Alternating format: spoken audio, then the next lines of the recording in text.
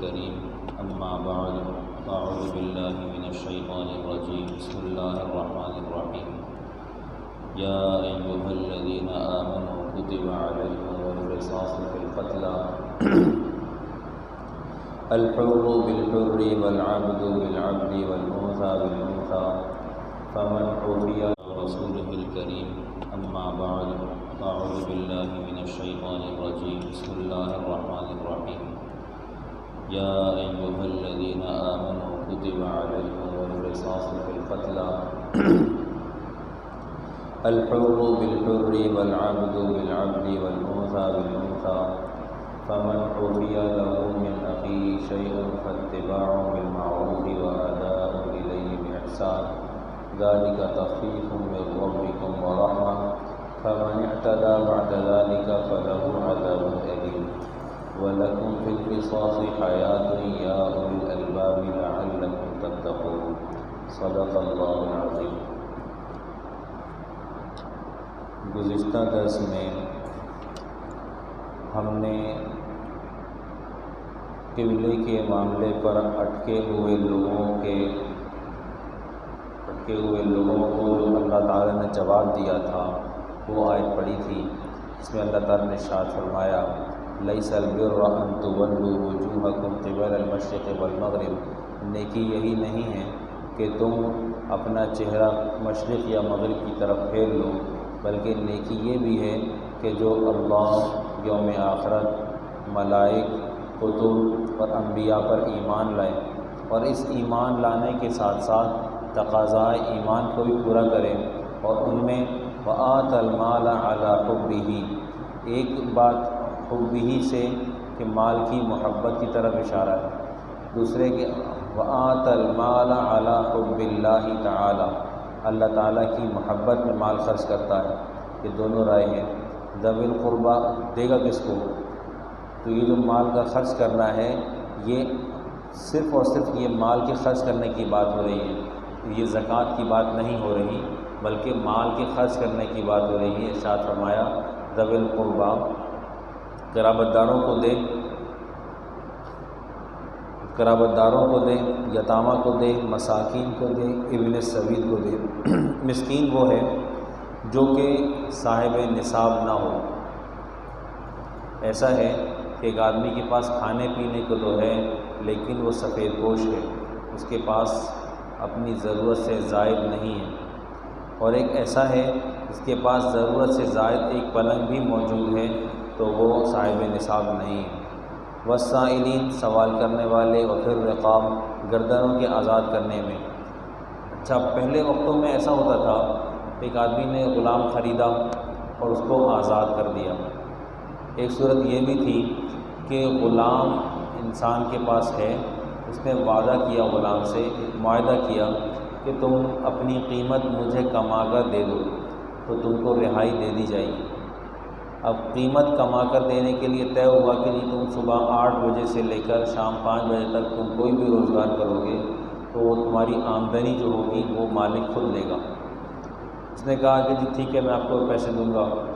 وہ کما کے دے رہا ہے یہاں تک کہ وہ اپنی قیمت ادا کر دے، اس کو مکاتب کہتے ہیں۔ تو یہ اس ایسے غلام کو جو کہ جو نا مکاتب کے طور پر کام کر رہا ہوں، اس کو بھی زکوٰۃ دینا جائز ہے، مال دینا جائز ہے۔ وَأَقَامَ الصَّلَاةَ وَآتَى الزَّكَاةَ، نماز کا قیام اور زکوٰۃ کی ادائیگی۔ زکوٰۃ کی ادائیگی کے لیے نیت شرط ہے کہ میں یہ مال زکوٰۃ کے لیے ہی ادا کر رہا ہوں۔ ایک شرعی مسئلہ، ایک آدمی نے قرض دیا کسی ایسے شخص کو جو مستحق زکوٰۃ ہے، لیکن وہ زکوٰۃ وہ مال اس سے واپس نہیں کیا۔ اس نے اس کو کہا کہ تم ایسا کرو کہ وہ مال تم زکوٰۃ میں کاٹ لو، میں نے زکوٰۃ کی مد میں وہ پیسے بخش دیے، چھوڑ دیے، اب وہ تمہارے ہو گئے، میں نے زکوٰۃ میں کاؤنٹ کر لیے۔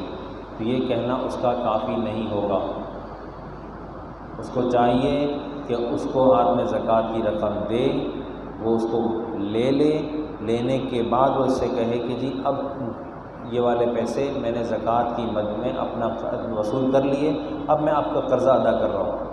یہ صورت تو ٹھیک ہے، لیکن ایک آدمی نے مئی کے مہینے میں پیسے لیے اگلے سال مئی 2022 میں جا کر وہ اس کو کہتا ہے کہ جی میری زکوٰۃ تیار ہو گئی ہے اور تم نے چونکہ میرے پیسے واپس نہیں کیے تو اس پیسے کو زکوٰۃ کی مد میں کاٹ لو، تو یہ زکوٰۃ ادا نہیں ہوگی۔ ایک بات۔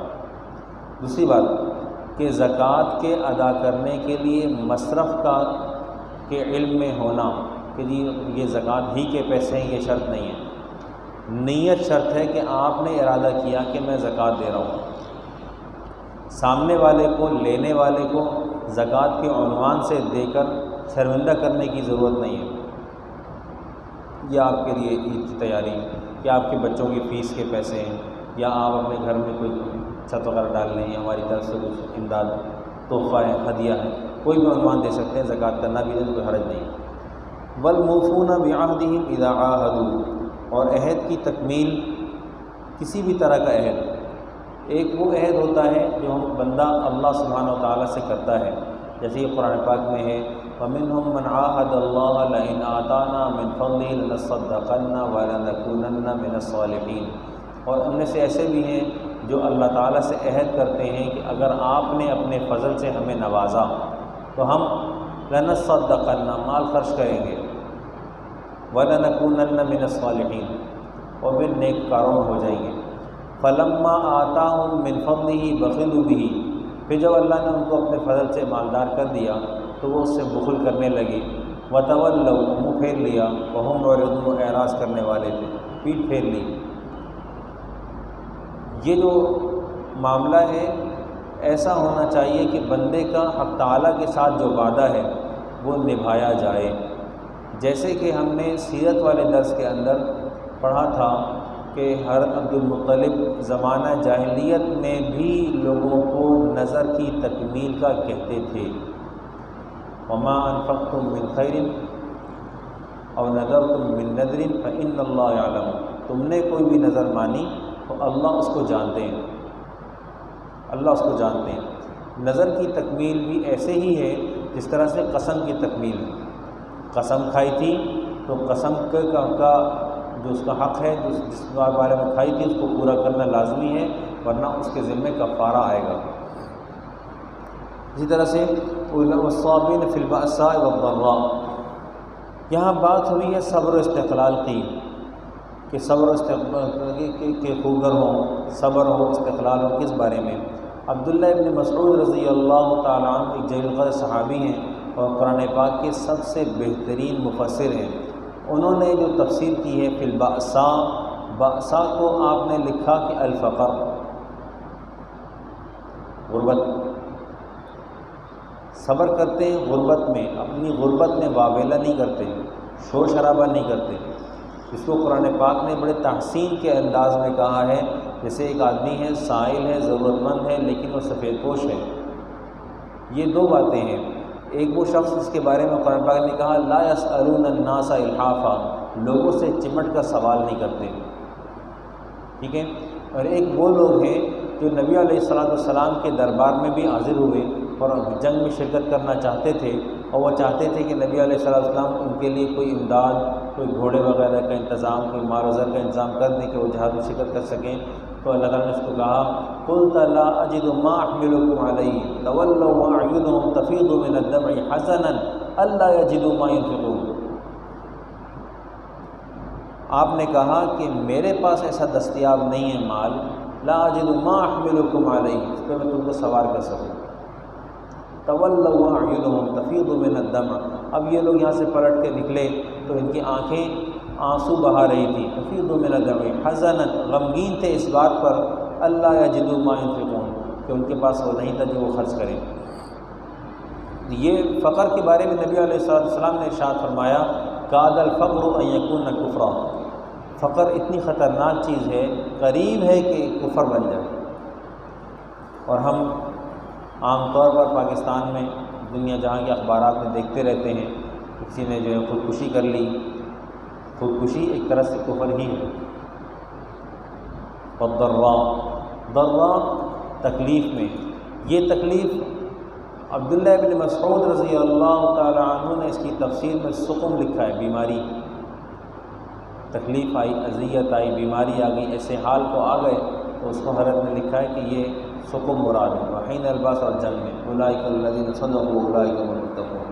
یا ایھا الذین آمنوا، اے ایمان والو، کتب علیکم القصاص فی القتلی، تمہارے اوپر لکھ دیا گیا ہے قصاص مقتولین کے حساب کتاب میں، مقتول کے بدلے میں، الحر بالحر، آزاد کے بدلے آزاد، والعبد بالعبد، غلام کے بدلے غلام، والانثى بالانثى، عورت کے بدلے عورت۔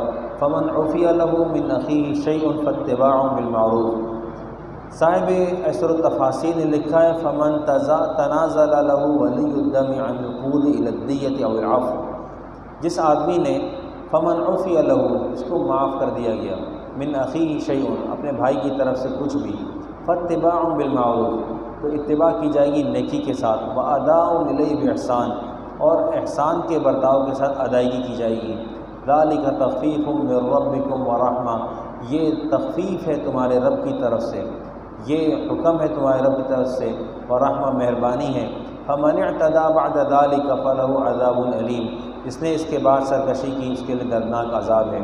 وَلَكُمْ فِي الْقِصَاصِ حَيَاةٌ يَا أُولِي الْأَلْبَابِ لَعَلَّكُمْ تَتَّقُونَ، اور تمہارے لیے قصاص میں زندگی ہے اے عقل مندو، لَعَلَّكُمْ تَتَّقُونَ، تاکہ تم تقوی اختیار کرو۔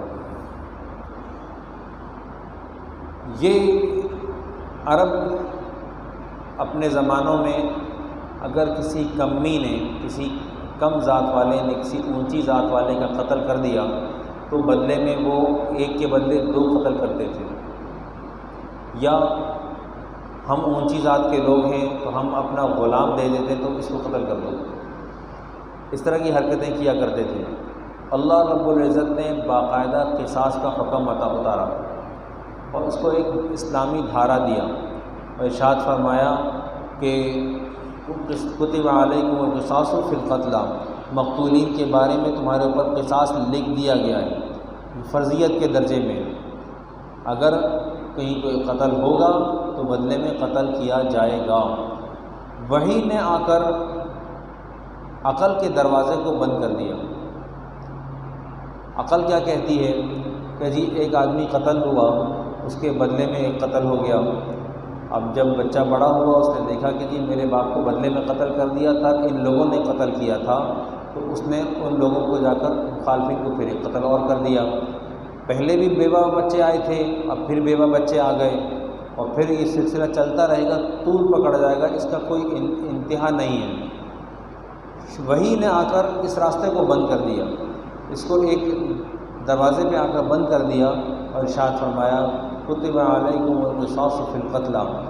عقل تقاضا کرتی ہے کہ آپ نے ایک آدمی قتل ہوا، اس کے بدلے میں آپ پھر تقاضا کر رہے ہیں کہ اس کے بدلے میں قتل کرو، جو قتل ہوا اس کی بیوہ بچے پہلے موجود ہیں، آپ ایک بدلہ اور مار کے اس کے بھی بیوہ بچوں کا انتظام کر رہے ہیں، ہو سکتا ہے اس کی کفالت میں ماں بھی ہو، اس کی کفالت میں اور لوگ بھی ہوں، آپ ایک بندہ مار کے نقصان کر رہے ہیں۔ شریعت نے اس نقصان کو برداشت کیا، اس نقصان کو برداشت کر کے شریعت نے آئندہ آنے والے جتنے بھی قتل تھے ان سب کا دروازہ بند کر دیا۔ پھر جب اس کو رواج دیا، قصاص کو رواج دیا، تو قصاص کے علاوہ کا راستہ بھی دیا۔ ایک قتل وہ ہے جو غلطی سے ہو جاتا ہے، جیسے ہمارے کراچی میں عام طور پر ایسا ہوتا ہے، گاڑی چل رہی تھی، گاڑی چلتی گاڑی نے موٹر سائیکل والے کو مارا، مریا۔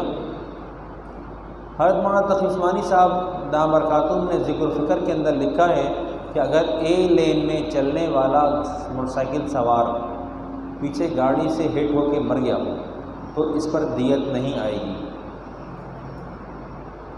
ذکر الفکر میں لکھا ہے اس پہ دیت نہیں آئے گی، اس لیے کہ اس شخص نے اپنے آپ کو ہلاکت میں خود ڈالا ہے، یہ اپنے شوق سے آگے آیا، اس کو حق نہیں ہے کہ اے لین میں چلے۔ مجھے بڑی حیرت ہوتی ہے تقی صاحب کو کیا درد تھا اس آدمی کے بارے میں لکھنے کا، لیکن اللہ رب العزت نے اس آدمی کو بڑا عجیب ملکہ دیا ہے، انہوں نے لکھا کہ یہ زیادتی کر رہا ہے، یہ ظلم کر رہا ہے، یہ ٹھیک نہیں ہے، ایسا نہیں ہونا چاہیے۔ دوسری بات، اگر قتل خطا ہوا، قتل خطا غلطی سے ہوتا ہے، سواری تھی لگ گئی، ایک آدمی ہماری بلڈنگ پہ کام کر رہا تھا، اوپر سے نیچے گرا مر گیا، اس میں ہماری طرف سے کوئی تعدی نہیں ہے، کچھ نہیں ہے۔ قتل خطا میں جو ہے وہ دیت دی جائے گی۔ دیت حضرت نبی کریم صلی اللہ علیہ وسلم کے زمانے میں 100 اونٹ تھے، آج بھی یہی دیت ہے، اور اس کی بدلے میں رقم دی جا سکتی ہے۔ اگر اس وقت میں 1 لاکھ روپے کا اونٹ ہے تو اس کا مطلب ہے 1 کروڑ روپے۔ اس زمانے میں بہت کم بھی تھا۔ فاتباع بالمعروف، ایک آدمی سے ہماری بات چیت طے ہو گئی، اس کو ہم نے طے کر دیا کہ جی ہم آپ کو دیت دیں گے۔ اب جس آدمی نے ذمہ لیا اس کو ٹال مٹول کی اجازت نہیں ہے کہ آج دیتا ہوں، کل دیتا ہوں، فلاں وقت میں دیتا ہوں، ٹال مٹول کی اجازت شرعاً نہیں ہے۔ قرآن پاک نے اس کو حکم دیا فاتباع بالمعروف واداء الیہ باحسان، نیکی کے ساتھ، احسان کے ساتھ ادا کریں۔ ذالک تخفیف من ربکم ورحمہ، یہ تخفیف ہے تمہارے رب کی طرف سے اور مہربانی ہے۔ فمن اعتدی بعد ذالک، ٹال مٹول سے کام لے رہا ہے، لٹکا رہا ہے، یا اس سے کم کرانے کے لیے کہ تم کو ہم لوگوں کو احسان کر کے دے رہے ہیں، دینے کی حاجت ہی نہیں تھی، ایسا تھا ویسا تھا۔ اللہ تعالیٰ نے ارشاد فرمایا فمن اعتدی بعد ذالک، اس کے بعد اس نے سرکشی کی تو فلہ عذاب علیم، اس کے لیے بڑا دردناک عذاب ہے۔ وَلَكُمْ فِي الْقِصَاصِ حَيَاةٌ يَا أُولِي الْأَلْبَابِ لَعَلَّكُمْ تَتَّقُونَ، تمہارے لیے قصاص میں زندگی ہے اے عقل مندو، تاکہ تم تقوی اختیار کرو۔ اللہ تعالیٰ سے دعا ہے اللہ تعالیٰ عمل کی توفیق عطا فرمائے۔ آخر دعوانا الحمدللہ رب العالمین۔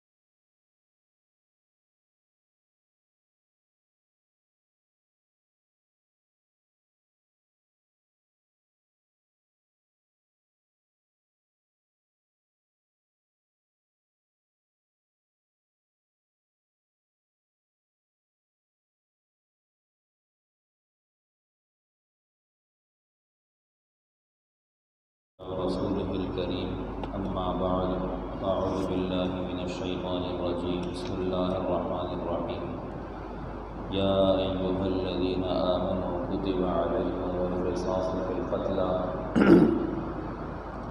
الحر بالحر والعبد بالعبد